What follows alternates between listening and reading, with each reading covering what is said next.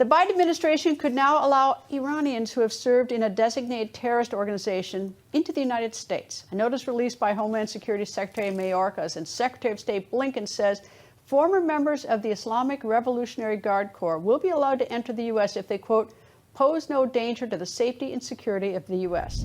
This all in an effort to bring Iran back to the bargaining table for nuclear negotiations. Joining us is CEO of the Foundation for Defense of Democracies, Mark Dubowitz. Mark, okay, how in the world do we determine whether or not these people are dangerous or not? They're formerly, members of the IRGC.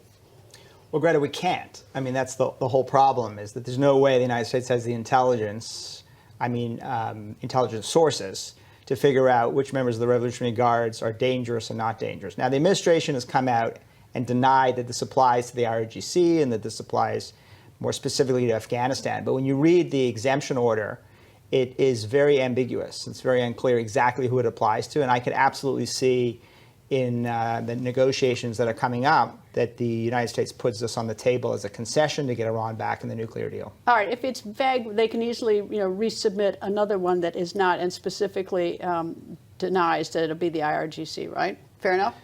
Well, absolutely. That seems to make sense. Well, Greta, it's worse than that, because the Biden administration was poised to actually lift the foreign terrorist organization designation of the IRGC until there was such a political backlash from Republicans, select Democrats, Israel, the Saudis, the Bahrainis, the Emiratis, that they decided to back off. So absolutely, this administration is looking for more and more concessions to give Tehran. But isn't lifting the terrorist identification of the IRGC, isn't that a red line for the Iranians in terms of going back to the table negotiating?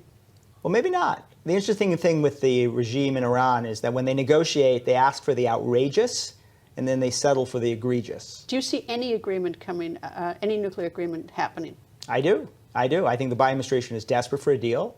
I think the regime in Iran knows that they have Biden where they want him, and they're going to squeeze him for additional concessions. And if they get majority of those concessions, they'll go back in. But the problem with this agreement or any agreement, if you go back to 2015 with the Obama administration and Iran, is that it wasn't a treaty. It was an executive order because the president couldn't get a treaty, couldn't get it through the Capitol Hill to get a treaty. As a consequence, is that then along comes another president, this time President Trump, and he does away with the agreement. And it does send a sort of a message when we don't do things as treaties, but we do them as executive orders with other governments, that our word really isn't that good.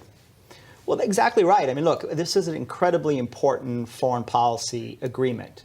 And we're going to give Iran $275 billion in sanctions relief in the first year and up to $1 trillion by 2030. So you would think we're going to giving the leading state sponsor of terrorism up to $1 trillion, this would have to be ratified with the advice and consent of the U.S. Senate. But it's not, because, as you said, President Obama refused to actually present that to the Senate. Well, he wouldn't have gotten it. It wasn't. He refused to do so, but as a practical matter, he never would have gotten it then. Do you think? Well, you know what? He could have tried, because there have been literally scores of examples of U.S. presidents who said, all right, I'm going to treat this as a treaty. I'm going to submit it to the Senate. The Senate came back and said, we're not ratifying until you get the following amendments, gave that president leverage to go back and negotiate a better deal. President Obama could have done very much the same thing. President Biden could be doing very much the same thing. Use the Senate as leverage, but instead they've actually chosen to do the opposite. Rocket launch, your thoughts on that? Yeah, that rocket launch is another step on the Iranian patient pathway to develop intercontinental ballistic missiles. Those ICBMs are not for Tel Aviv, and they're not for Riyadh or Abu Dhabi. Well, they can reach Tel Aviv already. They can reach Tel Aviv with ballistic missiles already. Those are to hold U.S. cities hostage.